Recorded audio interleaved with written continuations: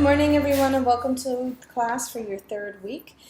Today we're going to be talking about anatomy for dancers. So we're going to start out a little bit about basic parts of our body and what helps us move.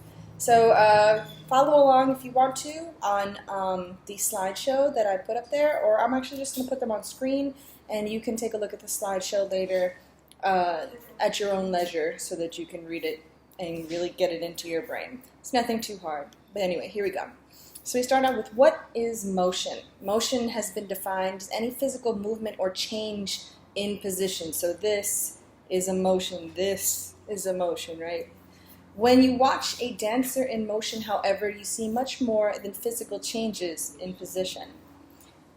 So what is dance? Dance is a vibrant visual art made up of brief images created by balance, strength, and grace. Balance is a key word. So it can be defined as equal distribution of weight, a state of equilibrium, or harmonious arrangement of proportion. So when we talk about balance, we're talking about either physical actual weight. So like if I have 50 pounds in this hand and 3 pounds in this hand, I'm going to be leaning this way. So that's unbalanced, right? There's an imbalance there. So we want to be able to have equal distribution of weight or harmonious arrangement of proportion. So when you look at the photo that I have in this slideshow, you can see that there is an equal distribution of limbs and placement of limbs in that particular photo. There's a balance to it. There's no more on one side than another. What are the basic parts of our body? Bones, right? The thing that we're all worried about breaking. Hopefully you never do. Your body includes 206 bones. When you're born, you have more. You have about 270 to 300 bones. That's because as we grow older, our bones fuse and become one. So you have much more tiny bones in your body when you're a baby than you do when you're an adult. But your adult bones are much stronger than your baby bones. So 206 bones in your body, which provide support and protection and serve as levers for your muscles. There are 5 different types of shapes of bones. There's flat, long, short, sesamoid, and irregular shaped bones. So the flat bones make up the bones in your skull, your ribs, and your pelvis. Your pelvis is where your hips are, right? Your skull bones clearly protect your brain, which is that squishy thing inside your head that tells your body how to work. It's important to have the skull. If your skull cracks, well, you could leak. And nobody wants to have your brain leaking out everywhere. Your ribs and your pelvis protect your internal organs. So your ribs protect your lungs, your heart, your stomach, and to the lesser extent, your hips protect your bladder, your intestines, if you're a lady, your uterus, and your ovaries, and all those other sorts of things. Your spleen. Spleens are important. Long bones, which are in your arms and legs, play a role in movement, serving as levers for your muscles. So as dancers, one of the things that we notice is that we have to move our arms and our legs, right? Otherwise, we're just kind of sitting there. Not to say that people who are paraplegic can't dance. Of course they can. But they dance in a different way. Dancers who are able-bodied use their arms, legs to be able to move, right? And if you're doing ballet and you're doing a plie, which is everyone's favorite thing to do, doing a plie, right? You're using your leg bones, your hip bones for stability in order to go down and go up with your muscles, right? Short bones are located in your feet and wrists. So this is your wrist here, right? And your feet, the short bones in your feet are just by like the back part of your foot and your ankle.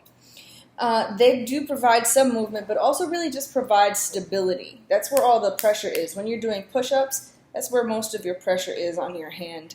And when you're on your feet and you're just standing there, that's where most of your pressure is, on the short bones in your feet. You also have sesamoid bones, which are free-floating bones without tendons and provide shock absorption. One of the most prominent is the patella or the kneecap.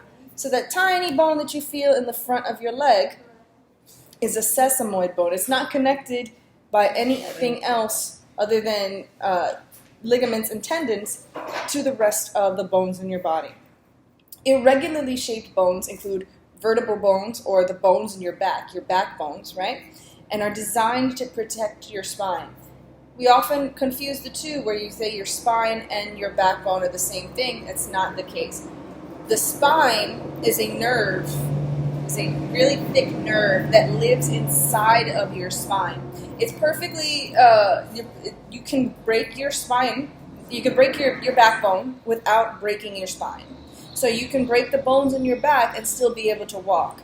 It's when you break the spinal cord that lives inside the bones that you can possibly become paralyzed. So we want to be able to avoid doing that, which is one of the things that we're going to be talking about in this class as dancers, how to avoid certain types of injuries.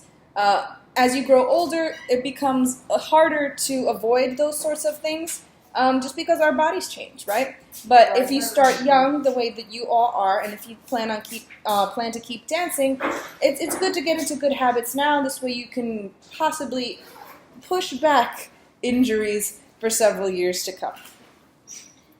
Your bones are made up of calcium, which gives them strength, and collagen, which gives them flexibility. That's why it's important for us to get all the calcium that we need. Calcium feeds your bones and helps create healthy muscle contractions. Low calcium intake can lead to bone weakness and put you at risk for stress fractures. Where can you get your daily calcium aside from multivitamins, like I mentioned? Good sources include milk, cheese, yogurt, leafy greens. That's why you guys see me eating a lot of spinach and things for my lunch, or you have if you've been here before, because those things have calcium, and we need calcium for our bones. And as we get older, particularly females, ladies, as we get older, we tend to not produce and use as much calcium as when we were younger. And ladies tend to have a problem which is called osteoporosis. So ladies, think about that. As you get older, you want to make sure that your calcium intake is pretty high. Fortified cereals. So when you guys eat cereals, you'll see on the box, it may or may not say fortified, and that'll tell you if they put more calcium in the cereal to help you with your intake. And fortified orange juice. I think Tropicana is fortified orange juice, but everything is written on the label so you'd be able to see it.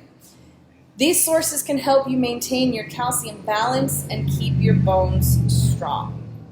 So that's our lesson for today about bones. Next week we're going to talk about ligaments, tendons, joints, and muscles, because those are all connected, right?